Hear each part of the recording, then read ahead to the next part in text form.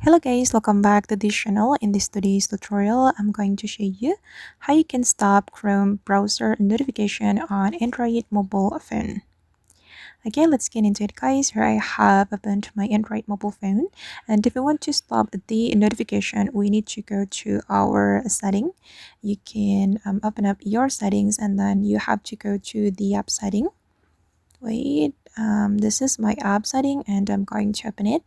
Then since we want to stop the notification from Google Chrome, we have to select the Google Chrome and we can turn off the notification from Google Chrome.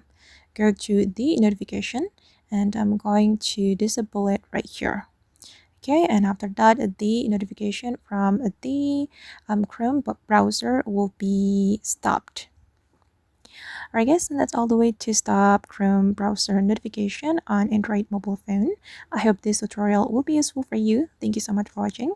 And if you found this tutorial useful, don't forget to hit the like button, leave your comments, and also subscribe to this channel. Bye!